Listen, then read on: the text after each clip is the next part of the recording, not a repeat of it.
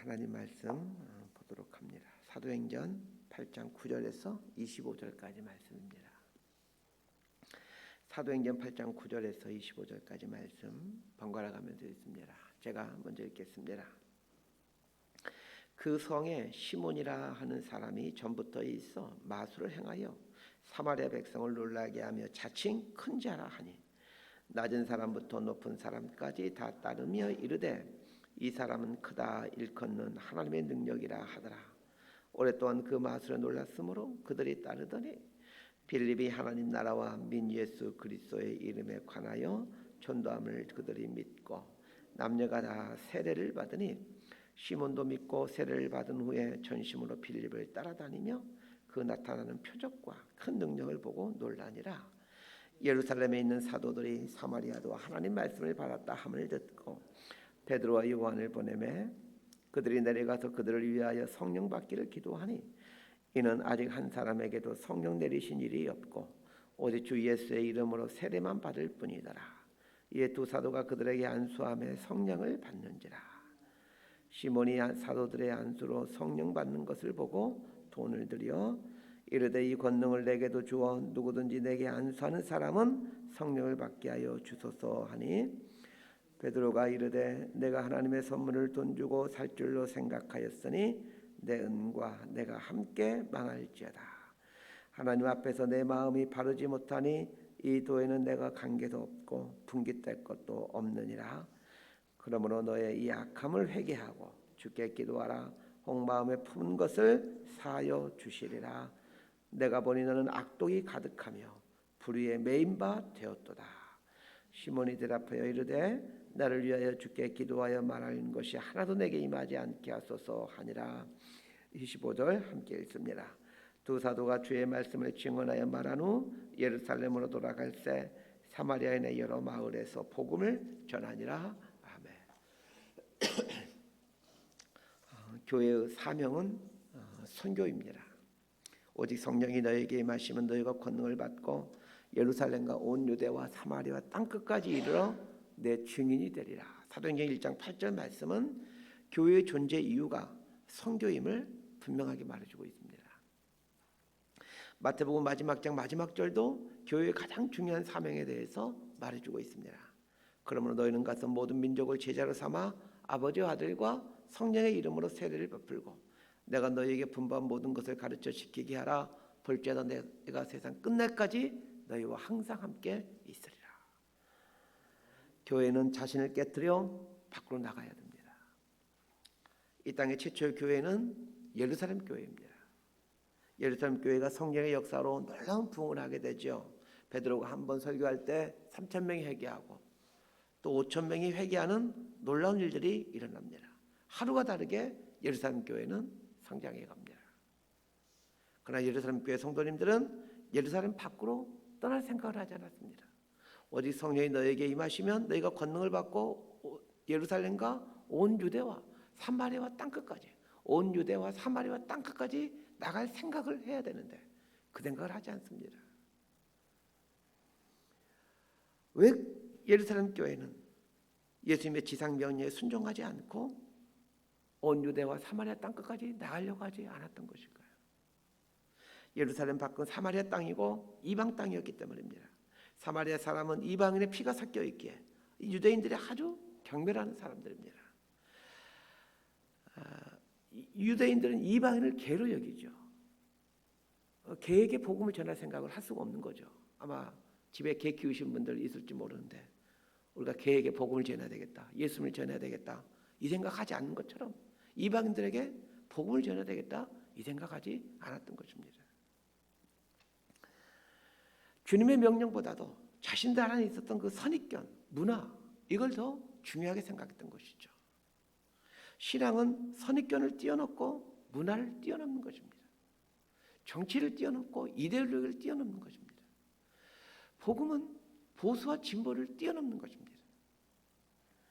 그러나 사람들은 자신의 선입견 안에서 신앙생활을 하려고 하고 자신의 문화 안에서 신앙생활을 하려고 합니다. 우리 한국 선교사들이 자주 저지른 실수가 바로 이것입니다. 선교지에 가서 한국의 교회 생활을 그대로 심어놓으려고 합니다. 교회 건물도 한국식으로 지어야 하고, 교회 조직도 한국식으로 해야 하고, 예배도 한국식으로 드려야 된다라고 생각을 합니다. 그래서 선교제 가보세요. 상당수의 그 선교제 있는 교회들이 한국식 교회이고, 교회 조직도 한국 교회의 그 조직을 갖추고 있고, 예배 형식도 한국 교회처럼 예배드립니다. 그것을 선교라고 생각을 합니다. 그러나 그렇지는 않습니다. 진짜 선교는 복음을 토착화, 현지화시키는 것입니다. 예루살렘 교회가 흩어지지 않으려고 하고 자신들의 편견을 고수하자 성령님은 박해를 통해서 예루살렘 교회를 흩어버리십니다. 성령님은 교회를 모으시기도 하는 분이시지만 교회를 흩으기도 하시는 분이십니다. 흩으시는 목적은 간단합니다. 진짜 교회를 세워가기 위함입니다. 하나님 나라를 세워가기 위함입니다. 교회가 흩어지지 않으면 교회는 세워갈지 모르겠으나 하나님 나라는 세워지지가 않습니다. 교회가 자신을 내어주지 않으면 교회 자체는 커질지 모르겠으나 하나님 나라는 자라지 않습니다. 제 아주 친한 친구가 목회하는 교회가 있는데 한 달에 한 번씩 만나는 친구입니다. 이 교회는 한 60년 되는 교회인데 아직까지 교회 굉장히 규모가 있음에도 불구하고 60년 동안 교회 선교 헌금을 단 1원도 해본 적이 없답니다.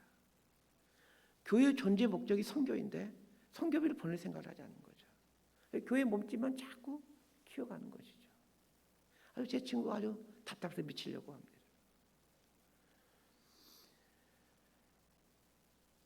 교회는 자기를 깨트려서 하나님 나라를 세워가는 것이 교회입니다. 성령님은 스데반의 순교로 시작된 박해를 통해 예루살렘 교회 성도들을 흩으십니다. 예루살렘 교회가 예수님이 주신 지상명령, 어디 성령이 너희에게 임하시면 너희가 권능을 받고 예루살렘과 온 유대와 사마리아 땅끝까지 이르러 내 증인이 되려는 말씀에 순종하여 예루살렘을 벗어나 유대로 흩어지고 사마리아로 흩어지고 이방 쪽으로 흩어졌다면 이 물리적인 힘에 의해 흩어지지는 않았을 것입니다. 성령님은 교회가 교회의 본질에 순종하지 않으면 다양한 방법으로 교회의 본질을 회복해 가도록 하십니다. 그럼 우리가 해야 될 일이 있다면 이 주님의 명령에 순종하는 것입니다. 우리 어제 본문부터 볼 수 있도록 하겠습니다. 어제 본문 8장 4절부터 8절까지 말씀 볼 수 있도록 하겠습니다. 시작. 그 흩어진 사람들이 두루 다니며 복음의 말씀을 전할세 빌립이 사마리아 성에 내려가 그리스도를 백성에게 전파하니 무리가 빌립의 말도 듣고 행하는 표적도 보고 한 마음으로 그가 하는 말을 따르더라. 많은 사람에게 붙었던 더러운 귀신들이 크게 소리를 지르며 나가고 또 많은 중풍병자와 못 걷는 사람이 나으니 그 성에 큰 기쁨이 있더라. 스데반의 순교가 있은 후 예루살렘 교회는 엄청난 핍박이 몰아칩니다. 예수를 포기하면 예루살렘에 살 수 있습니다. 그러나 예수를 포기하지 못한다면 예루살렘을 떠나야만 되는 이런 상황이 된 것이죠. 많은 예루살렘 교회 성도들이 예루살렘을 떠나 각기로 흩어지게 됩니다. 이 핍박이 오자, 크리스찬들을 향한 핍박이 오자 그제서야 흩어지게 되는 거죠. 오늘 본문에는 이 사마리아 지역을 흩어진 사람들에 대한 이야기가 나옵니다. 많은 사람들이 이방 지역보다는 사마리아 지역을 선택했던 것은 그나마 문화가 비슷하고 언어가 통하는 지역이었기 때문입니다. 전 저희 교회가 흩어진 교회가 될 수 있기를 소망합니다. 여러분 흩어질 생각을 하고 신앙생활 하셔야 됩니다. 그러나 흩어지기 위해서는 준비가 필요합니다.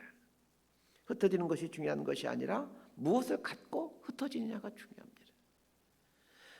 목회자가 해야 될 가장 중요한 일 중에 하나는 성도님들이 흩어질 수 있도록 실력을 키우는 일입니다. 흩어져서 효과적인 복음 전도자가 될 수 있도록 훈련시키는 것이 목회자가 해야 될 일이죠. 예루살렘 교회에 박해가 시작되자 빌립은 사마리아에 가서 복음을 전합니다. 박해가 오자 이 빌립이라는 사람이 성경에 등장하기 시작합니다.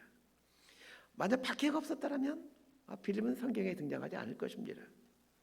박해가 있었기에 이 빌립이라는 집사님이 탁월한 사역자로 사마리아에서 쓰임받게 되는 것입니다.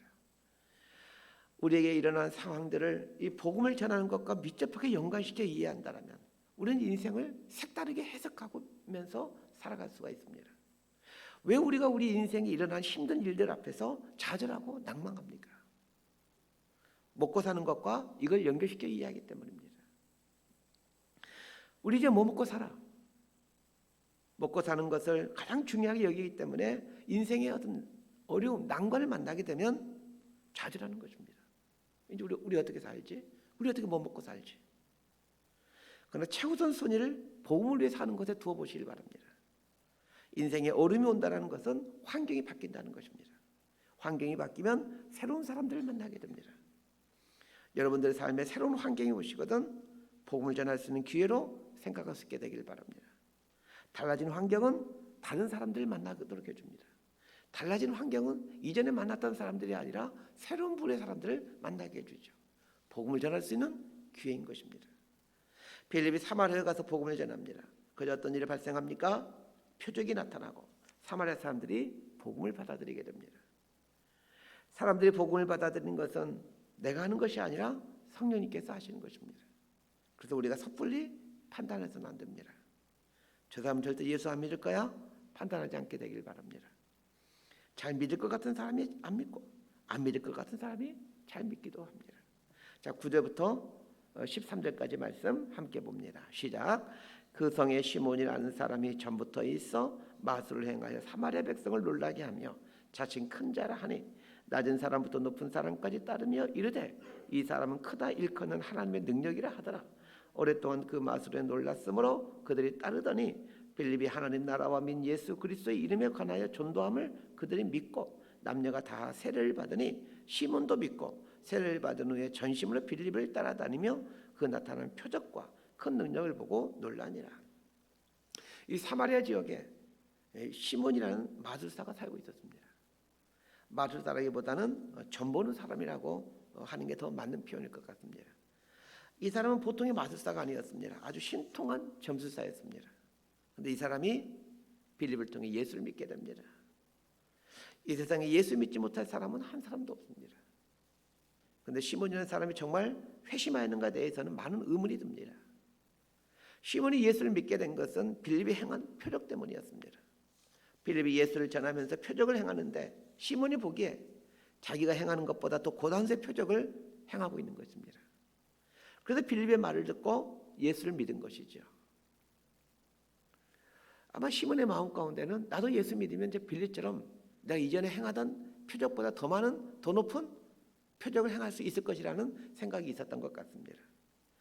빌립이 사마리아 사람들을 전도하면서 물 세례를 주었습니다.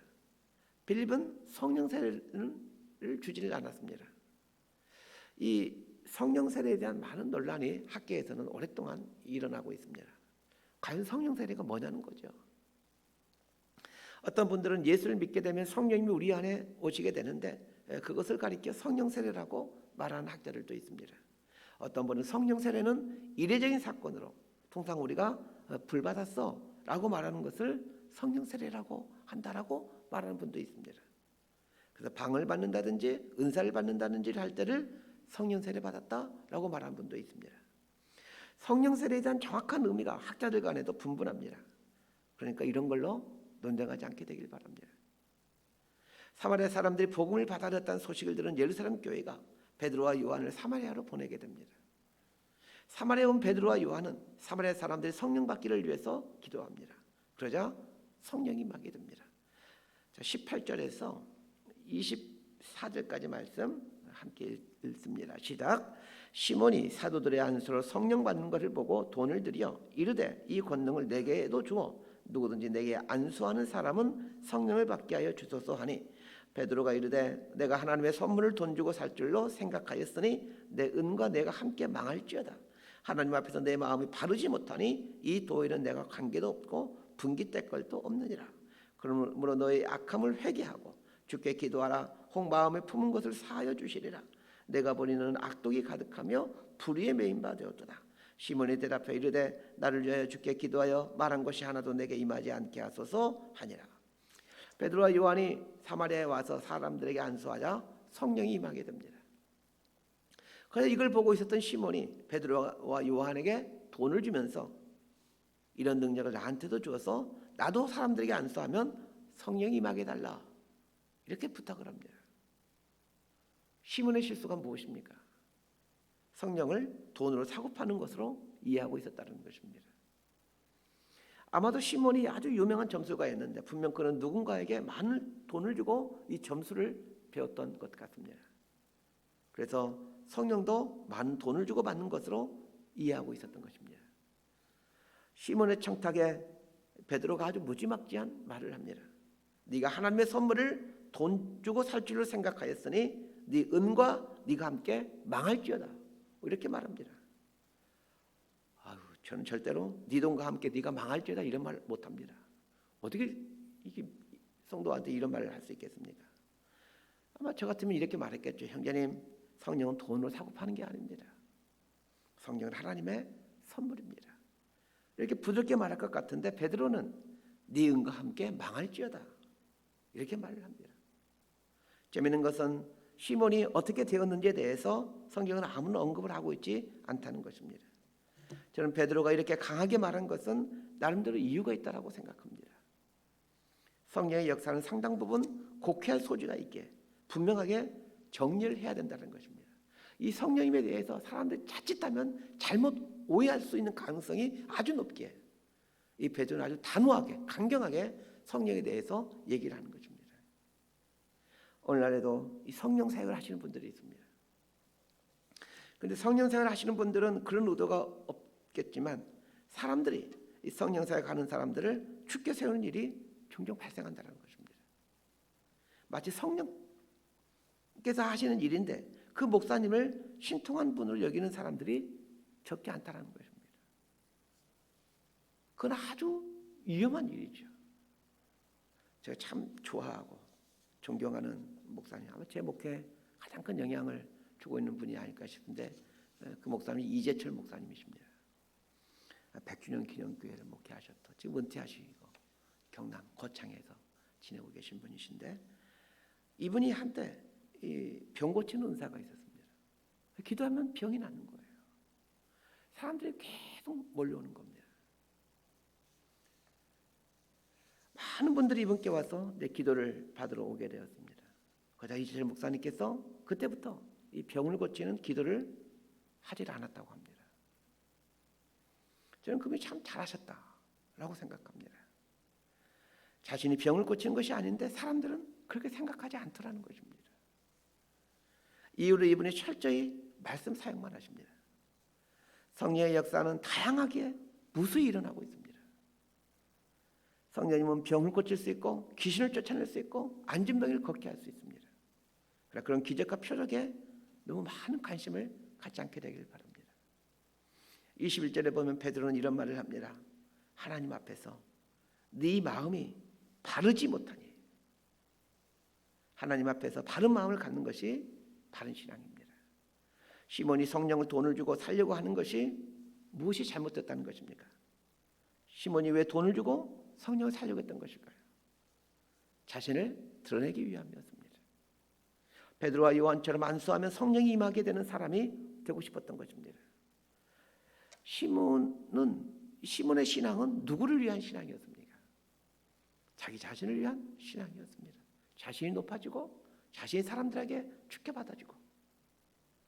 그러나 바른 신앙은 하나님을 높이는 게 바른 신앙입니다.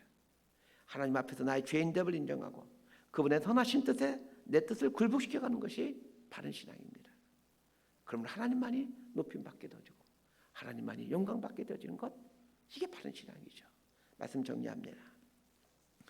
교회의 사명은 땅끝까지 이르러 복음을 전하는 것입니다. 교회가 교회되기 위해서는 주님이 부여하신 사명을 붙들고 거기에 순종해야 됩니다. 예루살렘 교회가 이 사명에 미그적거리자 하나님은 물리적인 박해를 통해 예루살렘 교회를 흩어버리시죠. 그리스도인은 흩어져야 되는 사람임을 잊지 마시길 바랍니다. 복음을 위해서 흩어져야 되는 삶을 살아가는 사람들이 우리 예수 믿는 사람들입니다.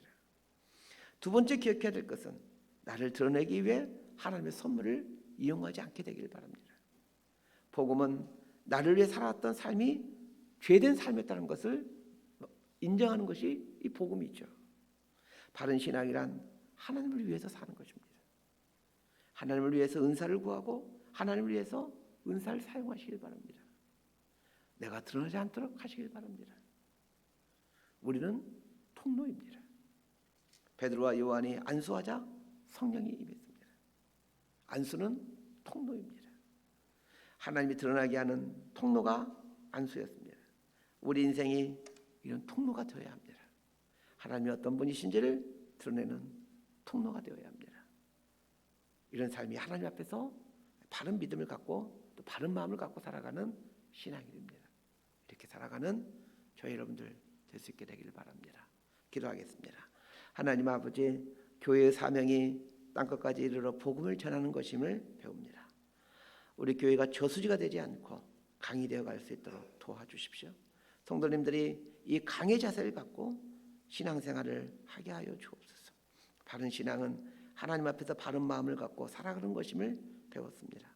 나를 위한 신앙을 추구하지 않게 하시고 하나님을 위한 신앙을 추구하며 살게 하여 주옵소서. 나의 이름과 영광을 추구하거나 드러내려고 하는 미숙한 삶을 뒤로하고 어찌하든지 영광 받으실 분은, 높임 받으실 분은 하나님이라는 사실을 알고 그분의 이름과 그분의 영광과 그분의 나라를 위해 기꺼이 통로가 되는 삶을 살아가게 하여 주옵소서. 예수님의 이름으로 기도드리옵나이다. 아멘.